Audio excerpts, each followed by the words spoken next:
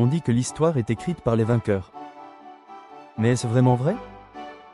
Et si oui, qu'est-ce que cela implique pour tout ce que nous croyons savoir sur le passé? Aujourd'hui, nous allons explorer 3 des grandes manipulations historiques les plus documentées, des cas où les puissants ont littéralement réécrit le passé pour servir leurs intérêts.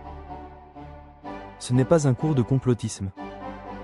C'est un cours d'esprit critique.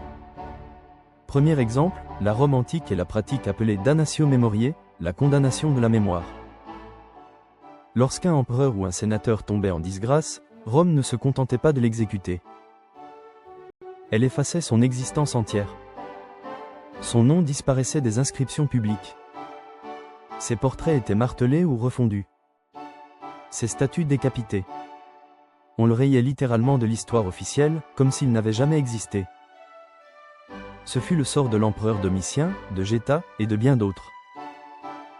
Ce qui est fascinant, c'est que cette pratique nous a longtemps empêchés de connaître certains dirigeants romains, non pas parce qu'ils n'existaient pas, mais parce que l'État avait décidé qu'ils ne devaient plus exister dans la mémoire collective.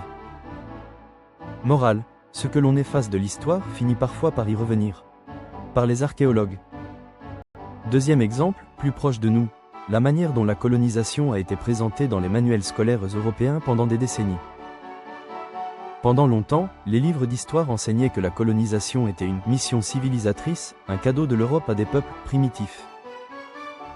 On présentait les résistants africains et asiatiques comme des rebelles ou des sauvages. Les massacres étaient minimisés ou absents. Ce n'était pas un oubli accidentel.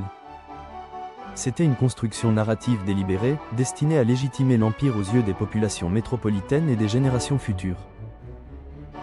Ce n'est que progressivement, grâce au travail d'historiens postcoloniaux, de chercheurs africains, asiatiques et caribéens, que cette version officielle a commencé à être déconstruite et rééquilibrée. Troisième exemple, la guerre froide et la façon dont les deux blocs, américains et soviétiques, ont chacun réécrit les événements à leur avantage. Côté américain, on présentait tout soutien à des dictatures comme un « combat pour la liberté contre le communisme ».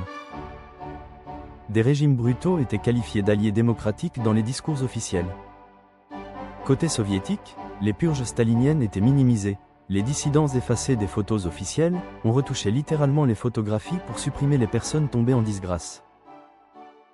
Un cas célèbre, après que Nikolaï Yeyov fut exécuté en 1940, il disparut de toutes les photos officielles où il figurait avec Staline.